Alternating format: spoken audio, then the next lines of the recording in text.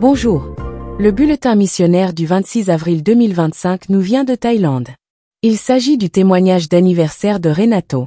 Un cadeau auquel il ne s'attendait pas. Le titre, Libérer les prisonniers. Je m'appelle Renato. C'était la veille de mon 37e anniversaire, et j'étais seul en Thaïlande, loin de ma maison au Brésil. Enseignant missionnaire depuis 1 an, je ne savais pas comment fêter mon anniversaire. J'ai donc demandé à mon pasteur quelque chose d'inhabituel. Je lui ai demandé de me laisser prêcher. Je suis loin de ma famille, loin de tout ce qui m'est familier.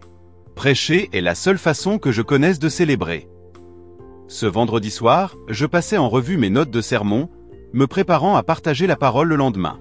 C'est alors que le téléphone a sonné. C'était un appel de la division sud-américaine au Brésil. Je n'avais aucune idée que Dieu était sur le point de réécrire les plans de mon anniversaire. Un jeune homme brésilien a été arrêté à l'aéroport de Bangkok pour trafic de drogue, a déclaré le responsable de l'église au téléphone. C'était un membre de l'église. Pourriez-vous aller le voir? Il a besoin que quelqu'un prie avec lui. Peut-être lui donner une Bible. Il a besoin que quelqu'un le prenne dans ses bras. Mon cœur s'est brisé. Je ne connaissais pas ce jeune homme et je parlais à peine le thaï. Je me sentais nerveuse, j'avais même peur. Mais je ne pouvais pas ignorer l'appel.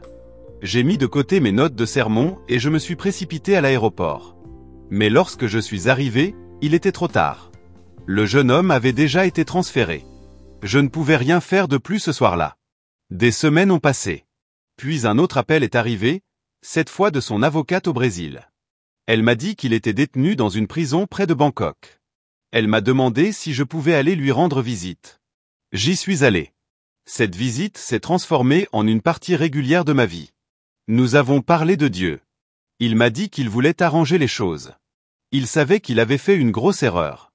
Je lui ai apporté de la nourriture, car les repas de la prison comprenaient souvent du porc et des fruits de mer, des choses qu'il ne mangeait pas. Sa mère et moi avons travaillé ensemble pour veiller à ce qu'il soit pris en charge. Puis son avocat m'a demandé de rendre visite à un autre détenu brésilien. Et c'est ainsi que je me suis retrouvé non seulement à enseigner à des élèves de CM1, mais aussi à devenir missionnaire auprès de 2 jeunes hommes derrière les barreaux. Aujourd'hui, je leur rends visite tous les mois. Je prie pour eux. Je prie pour que leur cœur change. Je ne saurai peut-être jamais ce qu'il en résultera, mais j'ai confiance dans le fait que Dieu plante des graines. Ce n'était pas l'anniversaire auquel je m'attendais. Mais c'était l'anniversaire que Dieu avait prévu pour moi. Priez pour ces 2 hommes, et pour chaque âme en prison, qu'elle soit derrière des barreaux ou liée par la culpabilité et le péché.